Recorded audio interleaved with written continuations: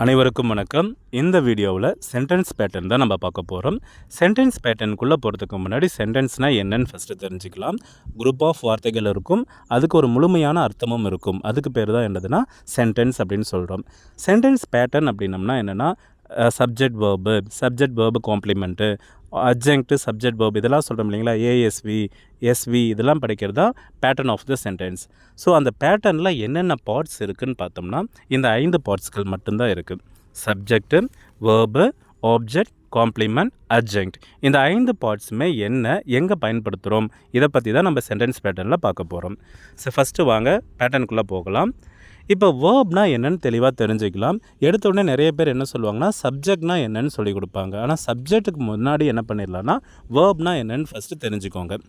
ஏன் வேர்பை ஃபஸ்ட்டு சொல்கிறேன்னா, என் கிளாஸில் ஒரு பொண்ணு usually I go to school by bus அப்படின்ட்டு ஒரு சென்டென்ஸ் கொடுத்துருந்தேன்.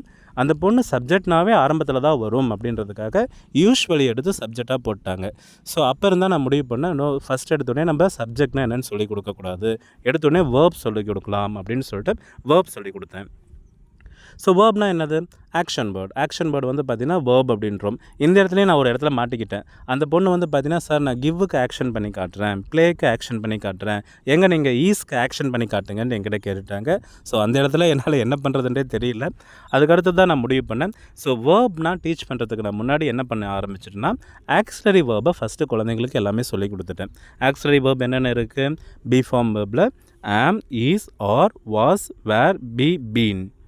டூ ஃபார்மில் டூ, டஸ், டிட், டன். அடுத்து ஹேவ் ஃபார்மில் ஹேவ், ஆஸ், ஹேடு. அடுத்தது மாடல்ஸில் வந்து பார்த்திங்கன்னா may, might, shall, should, will, would, can, could, must. Semi மாடலில் had to, need, dare, use to. So இது எல்லாமே ஃபஸ்ட்டு ஆக்ஸிலரி வேர்பை நான் சொல்லி கொடுத்துட்டேன். ஆக்ஸிலரி வேர்பை குழந்தைங்க நல்லா பிக்கப் பண்ணிக்கிட்டாங்க. அது பேரில் என்ன வந்துருச்சுன்னா ஆக்ஸிலரி வேர்ப். ஸோ இந்த வார்த்தையெல்லாம் வந்துச்சுன்னா அது வந்து வேர்ப் அப்படின்னு சொல்லிட்டு குழந்தைங்க டக்குன்னு பிக்கப் பண்ணிக்கிட்டாங்க. இதுக்கு அடுத்து என்ன சொல்லி கொடுத்தேன்னா டென்ஸ் ஸ்ட்ரக்சர் சொல்லி கொடுத்தேன். எங்கள் குழந்தைங்களுக்கு வந்து பார்த்திங்கன்னா எடுத்தோடனே நான் டென்ஸுக்கு ரொம்ப இம்பார்ட்டன்ஸ் கொடுத்தேன். அவங்க குழந்தைங்க நல்லா பிக்கப் பண்ணிக்கிட்டாங்க. இப்போ V1னாவே சிம்பிள் ப்ரெசன்ட், V2னாவே சிம்பிள் பாஸ்ட்டு, ஆம், இஸ், ஆர் ப்ளஸ் V4 வந்தாவே அது ப்ரெசன்ட் கண்டினியூஸ் அப்படின்னு சொல்லிட்டு டென்ஸ் ஸ்ட்ரக்சரை நம்ம ஈஸியாக பிக்கப் பண்ணிக்கிட்டாங்க. So auxiliary verb with tense structure இது தெரிஞ்ச பிறகு சென்டென்ஸ்குள்ளே போகும்போது ரொம்ப எனக்கு ஈஸியாக இருந்தது. அதே பேட்டர்ன் தான் நான் இங்கேயும் கொடுத்துருக்கேன். இப்போ ஃபஸ்ட்டு பாருங்கள் ஒரு sentence. Suresh sings a song. இந்த இடத்துல வந்து பார்த்திங்கன்னா எந்த வார்த்தைக்கும் உங்களால் ஆக்ஷன் பண்ணி காட்ட முடியும் போது சிங்ஸ் அப்படின்ட்டு சொல்லியாச்சு. ஸோ சிங்ஸ் வந்து பார்த்திங்கன்னா வேர்பு. ஃபஸ்ட்டு சென்டென்ஸில் எந்த ப்ராப்ளமும் இல்லை. செகண்ட் சென்டென்ஸ் கவனிங்க. Ramya is playing chess. Is playing தான் வேர்ப். இப்போ பிளேக்கு பாருங்கள் குழந்தைங்க ஆக்ஷன் பண்ணி காட்டும், பிளேவை வேர்ப் அப்படின்னு சொல்லிட்டு அழகாக சொல்லிருச்சிங்க. ஆனால் ஈஸும் சேர்ந்து தான் வேர்ப் அப்படின்றது எப்போ அந்த குழந்தைங்க தெளிவாயிருச்சுன்னா ஆக்ஸிலரி வேர்பில் படிச்சுட்டாங்க. ஈஸ் வந்து வேர்ப் அப்படின்னு படிச்சுட்டாங்க. ஸோ பிளேயிங்கும் சேர்ந்து வேர்ப். ஸோ ஈஸ் பிளேயிங் தான் இந்த இடத்துல வேர்ப்ன்றது ஆக்ஸிலரி வேர்பை வச்சு ஈஸியாக கண்டுபிடிச்சிட்டாங்க. அடுத்தது பாருங்கள். Sundar will have built a house. இந்த இடத்துல பில்ட் அப்படின்றது தான் வேர்புன்னு தெரியும். ஆக்ஷன் வேர்டு அதுதான். ஸோ அது வேர்புன்னு தெரியும். ஆனால் எங்கேருந்தே வேர்ப் ஆரம்பிக்குது? வில்லுலேருந்தே ஆரம்பிக்குது. ஸோ வில்லுன்றது ஒரு மாடல் ஆக்ஸிலரி வேர்ப். ஸோ வில்லுன்றது மாடல் ஆக்ஸிலரின்னு குழந்தைங்களுக்கு தெரிஞ்சதுனால வில்லுலேருந்தே அந்த குழந்தைங்க அண்டர்லைன் பண்ண ஆரம்பிச்சிருச்சு. ஸோ வில் ஹாவ் பில்ட் தான் வேர்ப். அடுத்தது Ranjith has been reading a novel. Sentence ஸ்ட்ரக்சரும் குழந்தைங்களுக்கு தெரியும், டென்ஸ் ஸ்ட்ரக்சரும் அந்த குழந்தைங்களுக்கு தெரியும். அது இல்லாமல் ஆக்ஸிலரி வேர்பும் தெரியும், மெயின் வேர்ப்னா என்னன்ட்டுன்னு தெரியும். அதனால் இந்த இடத்துல ஹாஸ் பீன் ரீடிங் அப்படின்றது தான் வேர்ப் அப்படின்றது என் குழந்தைங்க ரொம்ப ஈஸியாக பிக்கப் பண்ணிட்டாங்க. ஸோ ஃபஸ்ட்டு பாருங்கள் வேர்ப்னா என்னென்னு ரொம்ப ரொம்ப தெளிவாக தெரிஞ்சுக்கோங்க. வேர்ப்னா தெரிஞ்ச பிறகு மீதி சப்ஜெக்ட்னா என்ன, காம்ப்ளிமெண்ட்னா என்னென்னு தெரியுது பாருங்கள், ரொம்ப ஈஸியாக இருக்கும். இப்போ அதுக்கு அடுத்து பாருங்கள் வேர்ப் தெரிஞ்ச பிறகு நான் என்ன பண்ணுறேன்னா doer of the action subject சொல்லி கொடுத்தேன். சப்ஜெக்ட் வந்து பார்த்திங்கன்னா என்னதுன்னா அந்த ஆக்ஷன் வார்த்தை வருது இல்லைங்களா, அந்த ஆக்ஷனை யார் பண்ணாங்க அப்படின்றது தான் என்னதுன்னா சப்ஜெக்ட். இப்போ ஃபஸ்ட்டு கொஸ்டின் அங்கேயே நம்ம என்ன பார்த்தோம்னா சுரேஷ் சிங்ஸ் எ சாங் தான் பார்த்தோம். இப்போ சுரேஷ் சிங்ஸ் எ சாங்கில் சிங்ஸ்ன்றது வேர்ப், பாடுறதுன்றது தான் என்னது வேர்ப். அந்த பாட்டு பாடினதை யார் பண்ணா? சுரேஷ் தான் பண்ணார். ஸோ யார் பண்ணாங்க அந்த ஆக்ஷனை யார் பண்ணாங்க அதுதான் என்னது சப்ஜெக்ட். ஸோ இந்த இடத்துல சப்ஜெக்ட் வந்து பார்த்திங்கன்னா Suresh. Ramya is playing chess. Is playing verb அப்படின்ட்டு சொல்லிட்டு ஏற்கனவே குழந்தைங்க சொல்லிட்டாங்க. ஸோ அந்த பிளேயிங் பண்ணது யார் பண்ணாங்கன்னா ரம்யா தான் பண்ணாங்க. ஸோ அந்த ஆக்ஷனை பண்ணது யார்? ரம்யா. அதனால் ரம்யா தான் என்னது சப்ஜெக்ட். தேர்ட் அண்ட் ஃபோர்த் உங்களால் ஈஸியாக கண்டுபிடிக்க முடியும். அடுத்து Radha and Sudha are friends. Radha and Sudha are friends. இந்த இடத்துல வேர்ப் எதுன்னு நான் கேட்கும்போது குழந்தைங்க ரொம்ப ஷார்ப்பாக ஆர் வந்து வேர்ப் சார், ஆர் வந்து என்ன verb, be form verb sir, auxiliary verb, ஆக்சிலரியில் பி ஃபார்ம் வேர்ப். ஏன்னா அதுதானே நம்ம ஃபஸ்ட்டு சொல்லி கொடுத்தேன் நான். அதனால் குழந்தைங்க ஆர் வந்து வேர்புன்னு சொல்லிட்டாங்க. ஸோ இந்த ஆரில் வந்து பார்த்திங்கன்னா முன்னாடி என்ன வார்த்தைமா வந்திருக்குன்னா சார் ராதா அண்டு சுதா வந்திருக்கு. So Radha and Sudha naming word sir, கண்டிப்பாக அதுதான் சப்ஜெக்ட் அப்படின்ற மாதிரி கொண்டு வந்துட்டாங்க. ஸோ ராதா அண்டு சுதா ரெண்டும் சேர்ந்து தான் என்னது சப்ஜெக்ட். பாருங்கள் வேர்பில் வந்து ஆக்சிலரி வேர்ப் நம்ம சொல்லி கொடுத்துட்டேன் நான். அதுக்கடுத்து 10 ஸ்ட்ரக்சர் சொல்லி கொடுத்த பிறகு வேர்பை நான் தெளிவு பண்ண பிறகு அப்புறமா சப்ஜெக்ட் போகும்போது சப்ஜெக்ட் ரொம்ப ஈஸியாக கேட்ச் பண்ணிட்டாங்க குழந்தைங்க. அதுக்கு அடுத்தது பார்த்தீங்கன்னா அதாவது வேர்ப் சப்ஜெக்ட் இது சொல்லி கொடுத்த பிறகு நான் எங்கே போயிட்டேன்னா நேராக ஆப்ஜெக்ட்டுக்கு போயிட்டேன். காம்ப்ளிமெண்ட்டுக்கு நான் போகலை, எடுத்தோடனே எங்கே போயிட்டேன், ஆப்ஜெக்ட்டுக்கு போயிட்டேன். ஆப்ஜெக்ட்னா என்னது, ரிசீவர் ஆஃப் த ஆக்ஷன், அதாவது வேர்புக்கு அடுத்ததாக வரும் அப்படின்ட்டு மட்டும் ஞாபகம் வச்சுக்கோங்க அப்படின்ட்டு சொல்லிட்டேன் நான். இப்போ பார்த்தீங்கன்னா ஆப்ஜெக்ட் அப்படின்ற வார்த்தை 3 கேள்விக்கு பதில் சொல்கிற மாதிரி இருக்கும். என்னென்ன கேள்வினா வாட், ஹூம், டு ஹூம். இந்த 3 கேள்விக்கு பதில் சொன்னால் அது பேர் ஆப்ஜெக்ட். வாட்னா என்ன, ஹூம்னா யாரை, டு ஹூம்னா யாருக்கு. ஸோ தமிழ் அர்த்தங்களும் ஃபஸ்ட்டு, ஏன்னா எடுத்தோடனே நான் கொஷின் வேர்ட்ஸ் தான் ஃபஸ்ட்டு எழுதி போடுவேன். கிராமர் நோட்னாவே என்னுடைய நோட்டில் கொஷின் வேர்ட்ஸ் தான் ஃபஸ்ட்டு இருக்கும். ஸோ இந்த 3 வார்த்தைக்கு பதில் சொல்கிற மாதிரி வந்துச்சுன்னா அது ஆப்ஜெக்ட் அப்படின்னு சொல்லியாச்சு. இப்போ கவனிங்க first sentence. Ramya is playing chess. Ramya is playing chess. Verb எது, இஸ் பிளேயிங். யார் பண்ணா, அந்த பிளேயிங் பண்ணது யார் பண்ணா, ரம்யா பண்ணாங்க. இப்போ பாருங்கள் ரம்யா இஸ் பிளேயிங், ரம்யா விளையாடிட்டு இருக்கா. அடுத்த வார்த்தை பாருங்கள், ரம்யா விளையாடிட்டு இருக்கா. என்ன விளையாடிட்டு இருக்கா, செஸ் விளையாடிட்டு இருக்கா. ஸோ செஸ் அப்படின்ற வார்த்தை எந்த கேள்விக்கு பதில் சொல்லுதுன்னா என்ன, வாட் அப்படின்ற கேள்விக்கு பதில் சொல்லுது. ஸோ வாட் அப்படின்ற ஒரு கேள்விக்கு பதில் சொல்லுச்சுன்னா அது என்னதுன்னா object. Sudha called me. Sudha called me. இதில் எது ஆக்ஷன் வேர்ட், கால்டுன்றது ஆக்ஷன் வேர்ட். ஸோ அதுதான் வேர்பு. யார் கூப்பிட்டா, சுதா கூப்பிட்டாங்க. ஸோ அந்த ஆக்ஷன் பண்ணது யார், சுதா. ஸோ சுதா வந்து சப்ஜெக்ட். சுதா கூப்பிட்டாங்க. யாரை கூப்பிட்டாங்க, என்ன கூப்பிட்டாங்க. ஸோ என்னை, யாரை கூப்பிட்டாங்க, என்னை. இந்த மீன்றது எந்த கேள்விக்கு பதில் சொல்லுதுன்னா யாரை, ஹூம் அப்படின்ற ஒரு கேள்விக்கு பதில் சொல்கிறதுனால அது object. Sundar and Suresh gave Rani a rose. Sundar and Suresh gave Rani a rose. இந்த இடத்துல பாருங்கள் ஆக்ஷன் வேர்டு எது, கேவ். கிவுடைய பாஸ்ட் டென்ஸ் கேவ். ஸோ அதுதான் வேர்பு. யார் கொடுத்தா, சுந்தர் அண்டு சுரேஷ் கொடுத்தாங்க. ஸோ சுந்தர் அண்டு சுரேஷ் தான் என்னது சப்ஜெக்ட். சுந்தர் கொடுத்தாங்க. யாருக்கு கொடுத்தாங்க, ராணிக்கு கொடுத்தாங்க. சுந்தரும் சுரேஷும் கொடுத்தாங்க. யாருக்கு கொடுத்தாங்க, ராணிக்கு. ஸோ ராணின்றது யாருக்கு அப்படின்ற ஒரு கேள்விக்கு பதில் சொல்லுது. அடுத்தது சுந்தர் அண்டு சுரேஷ் ராணிக்கு என்ன கொடுத்தாங்க, ரோஸ் கொடுத்தாங்க. ஸோ என்னன்ற கேள்விக்கு ரோஸ் வந்து பதில் சொல்லுது. ஸோ யாருக்கு, என்ன, இந்த 2 கேள்விக்குமே பதில் சொல்கிற 2 வார்த்தைகள் ஒரே சென்டென்ஸில் வந்திருக்கு. ஸோ ஒருவேளை ஒரே சென்டென்ஸில் 2 ஆப்ஜெக்ட் வந்துச்சுன்னா அந்த ஆப்ஜெக்டை நம்ம 2ஆக பிரிக்கிறோம். என்னென்று பிரிக்கிறோம், ஒன்று டைரக்ட் ஆப்ஜெக்ட், இன்னொன்று இன்டைரக்ட் ஆப்ஜெக்ட். இப்போ டைரக்ட் ஆப்ஜெக்ட்னா என்ன, இன்டைரக்ட் ஆப்ஜெக்ட்னா என்னன்னு ஃபஸ்ட்டு குழந்தைங்களுக்கு தெளிவுபடுத்துகிறேன். டைரக்ட் ஆப்ஜெக்ட் அப்படின்றது வாட் அப்படின்ற ஒரு கேள்விக்கு பதில் சொல்லிச்சுன்னா அது டைரக்ட் ஆப்ஜெக்ட். பாருங்கள், வாட் அப்படின்ற கேள்விக்கு பதில் சொல்லிச்சுன்னா அது direct object. Whom, to whom, இந்த 2 கேள்விக்கு பதில் சொல்லிச்சுன்னா அது இன்டைரக்ட் ஆப்ஜெக்ட். அப்படின்னு இன்னும் ஷார்ட்டாக சொன்னேன். யாரெல்லாம் உன்னால் டைரெக்டாக திட்ட முடியுமோ அது டைரக்ட் ஆப்ஜெக்ட். யார் டைரெக்டாக திட்ட முடியாது, இன்டைரக்டாக தான் திட்ட முடியுமோ அது இன்டைரக்ட் ஆப்ஜெக்ட் அப்படின்னு. ஏன்னா இந்த எடுத்துக்காட்டாக இந்த 3வது சென்டென்ஸ் கவனிங்க. Sundar and Suresh gave Rani a rose. இப்போ ரோஸை வந்து நம்மளால் டைரெக்டாக திட்ட முடியும். ரோஸை ஏன் வாடி போயிட்டு அப்படி நேராகவே வச்சு திட்டலாம், அது ஒன்றும் திருப்பி சொல்லாது.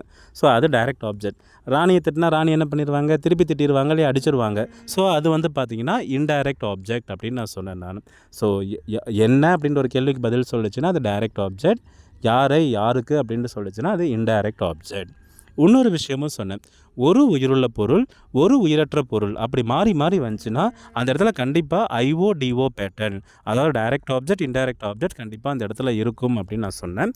அதே மாதிரி 2மே உயிருள்ள பொருள் இல்லைனா 2மே உயிரற்ற பொருளாக வந்துச்சுன்னா அந்த இடத்துல ஓசி பேட்டர்ன் வரும், ஆப்ஜெக்ட் காம்ப்ளிமெண்ட் பேட்டர்ன் வரும். அதை நம்ம கீழே எக்ஸாம்பிளில் பார்க்கலாம், சரிங்களா. ஸோ இந்த இடத்துல வாட்னா டைரக்ட் ஆப்ஜெக்ட், ஹூம், டு ஹூம்னா இன்டைரக்ட் ஆப்ஜெக்ட். அதை மட்டும் ஞாபகத்தில் வச்சுக்கலாம்.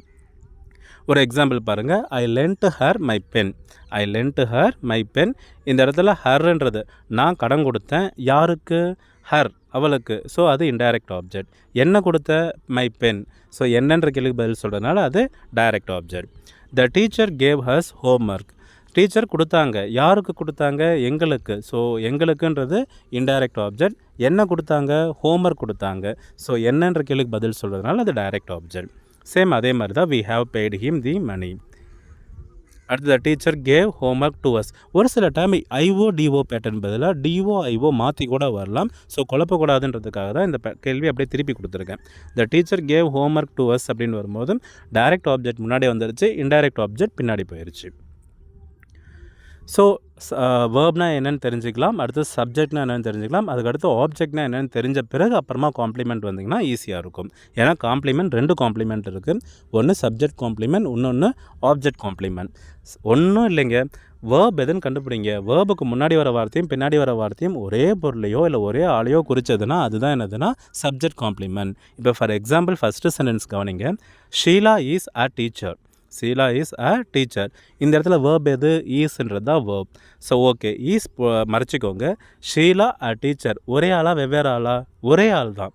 ஸோ வேர்புக்கு முன்னாடி வார்த்தையும் பின்னாடி வார்த்தையும் ஒரே ஆளையோ ஒரே பொருளையோ ரெஃபர் பண்ணுச்சுன்னா அது காம்ப்ளிமெண்ட் தான். ஸோ இந்த இடத்துல டீச்சர் காம்ப்ளிமெண்ட் தான். அடுத்தது Ravi and Ram are engineers. இந்த இடத்துல வேர்ப் எது? ஆர்ன்றது தான் வேர்பு. ஸோ ஆரை மறைச்சிக்கோங்க. ரவி அண்ட் ராம் என்ஜினியர்ஸ் ஒரே ஆளுங்களா வெவ்வேறு ஆளுங்களா? ஒரே ஆளுங்க தான். ஏன்னா ரவி அண்ட் ராம் தான் யார்? என்ஜினியர்ஸ். ஸோ வேர்புக்கு முன்னாடி வார்த்தையும் பின்னாடி வார்த்தையும் ஒரே ஆளையோ ஒரே பொருளையோ குறைச்சதுன்னா அது என்னது? Complement. Is brother became a soldier. பாருங்கள், பிகேம் தான் வேர்புன்னு தெரிஞ்சிருச்சு. பிகேமுக்கு முன்னாடி என்னது? Is brother. சோல்ஜர் யார்? அவர் பிரதரே தான்.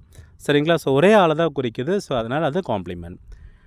சில வார்த்தைகள் குழந்தைங்க மனப்பாடம் பண்ண வச்சுட்டாங்க. இப்போ லுக்குனா வந்தால், கீப்னு வந்துச்சுன்னா, டேர்ன்ட்டு வந்துச்சுன்னா, இதெல்லாம் வந்து பார்த்திங்கன்னா அதுக்கு அடுத்தது காம்ப்ளிமெண்ட் தான் வரும் அப்படின்னு சொல்லிட்டாங்க. ஆனால் அந்த மாதிரிலாம் எந்த ரூல்ஸுமே இல்லை. இப்போ இந்த சென்டென்ஸ் கவனிங்க. Gopal looks sad, Gopal looks Rani. 2 சென்டென்ஸுமே ரைட்டு தான். இப்போ கோபால் லுக்ஸ் சேட், இதில் எது வேர்ப் எதுனா லுக்ஸ்ன்றது தான் வேர்ப். ஸோ லுக்ஸை மறைச்சிக்கோங்க. Gopal sad, Gopal sad. யார் சேடாக இருக்காங்க? கோபால் தான் சேடாக இருக்கான். ஸோ வேர்புக்கு முன்னாடி வார்த்தையும் பின்னாடி வார்த்தையும் ஒரே ஆளை தான் குறிக்குது. ஸோ இந்த இடத்துல அது சேடுன்றது காம்ப்ளிமெண்ட்.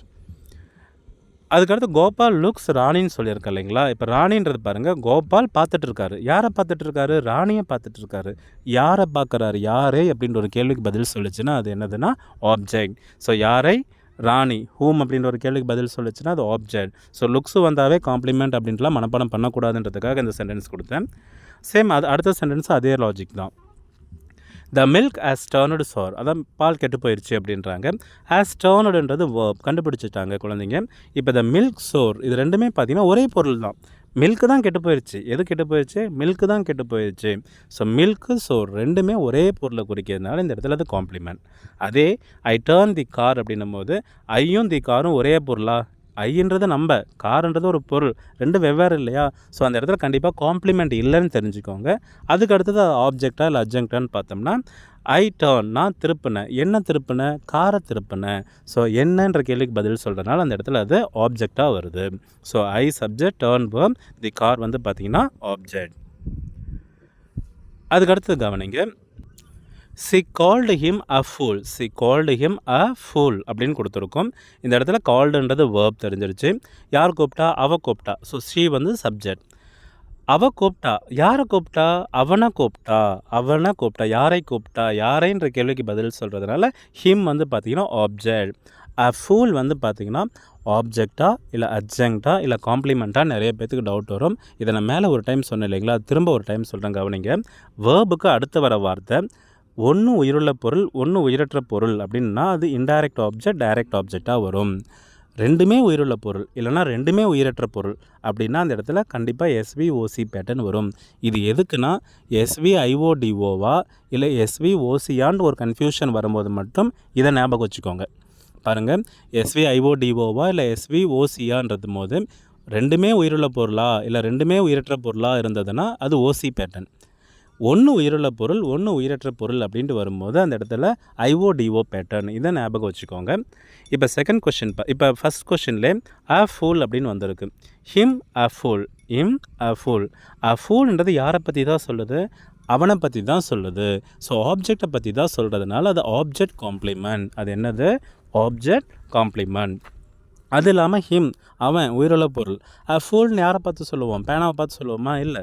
ஸோ அவனை பார்த்து தான் சொல்கிறோம். ஸோ ரெண்டுமே ஒரே ஆளை குறிக்கிறதுனால ஒரே ஆளையோ ஒரே பொருளையோ குறிச்சதுன்னா அந்த இடத்துல காம்ப்ளிமெண்ட் தான். We found the trunk empty. இப்போ அந்த ட்ரங்க்கு தான் எம்டியாக இருக்குது. அந்த ட்ரங்க்கு தான் என்னவாக இருக்குது? எம்டியாக இருக்குது. ஸோ ரெண்டுமே ஒரே பொருளை தான் குறிக்குது. ரெண்டுமே ஒரே பொருளை குறிச்சதுன்னா அந்த இடத்துல என்னது? ஓசி பேட்டர்ன் தான். Practice makes a man perfect. Practice makes a man perfect. Man தான் பர்ஃபெக்ட் ஆகிறான். மேன் தான் என்ன ஆகிறான்? பர்ஃபெக்ட் ஆகிறான். ஸோ இந்த இடத்துல மேன் பர்ஃபெக்ட் ரெண்டுமே ஒன்று தான். ஸோ ஒன்றுன்றதுனால அந்த இடத்துல ஓசி பேட்டர்ன் தான் வரும். They named the baby Madhavan. They named the baby Madhavan. பாருங்கள், அந்த பேபியும் மாதவனும் ஒரே ஆள் தான். ஒரே பொருளை இல்லையா ஒரே ஆளை ரெஃபர் பண்ணுச்சுன்னா அந்த இடத்துல என்ன சொல்லணும்? ஓசி பேட்டர்ன் தான் வரும். ஸோ இந்த லாஜிக் நீங்கள் யோசிங்க. ஐஓடிஓவா இல்லை ஓசியான்னு ஒரு டவுட் வரும்போது இந்த லாஜிக் தான். ஒன்று உயிருள்ள பொருள், ஒன்று உயிரற்ற பொருள் அப்படின்னா அந்த இடத்துல ஐஓடிஓ. ரெண்டுமே உயிருள்ள பொருள் இல்லைனா ரெண்டுமே உயிரற்ற பொருள் அப்படின்னா அந்த இடத்துல ஓசி பேட்டர்ன். அடுத்தது கவனிங்க, அட்ஜங்க்ட். அடுத்தது என்னென்னா அட்ஜங்க்ட். அட்ஜங்க்டாகவே என்னென்னா ஒரு அடிஷ்னல் இன்ஃபர்மேஷன் தான். அது சென்டென்ஸில் அது இல்லைனாலும் சரி மீனிங் கரெக்டாக வரும் அப்படின்றது தான் அட்ஜங்க்ட். மேக்ஸிமம் அட்ஜங்க்ட் 4 கேள்விக்கு பதில் சொல்கிற மாதிரி வரும். என்னென்ன அந்த 4 கேள்வினா? When, where, why and have.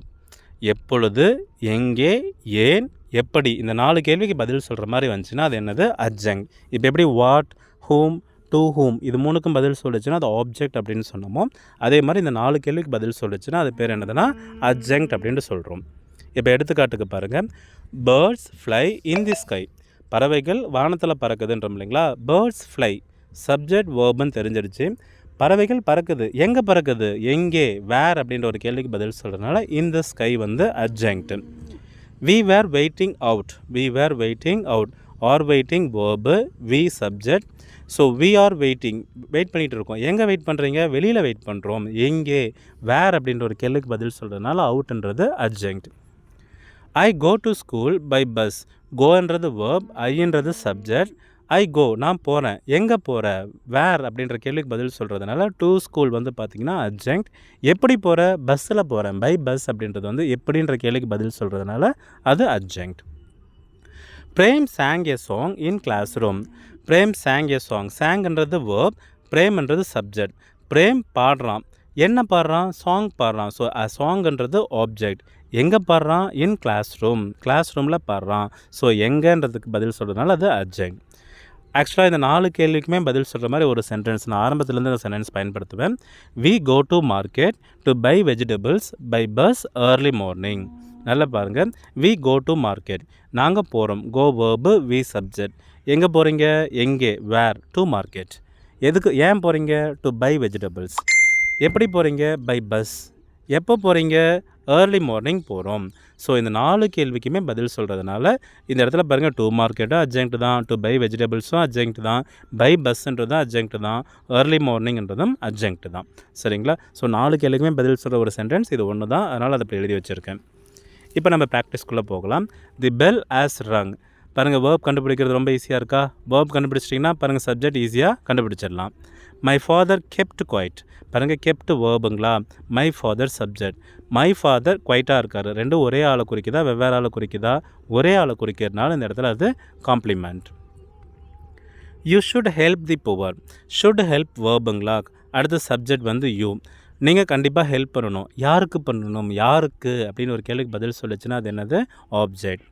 Show me your hands. பாருங்கள், ஷோ அப்படின்றது தான் என்னது? வேர்பு. இங்கே சப்ஜெக்டே இல்லை. நிறைய குழந்தைங்க எடுத்தோடனே சப்ஜெக்ட் இதை போட்டுருவாங்க. ஸோ இங்கே சப்ஜெக்டே இல்லை, வேர்ப் இது.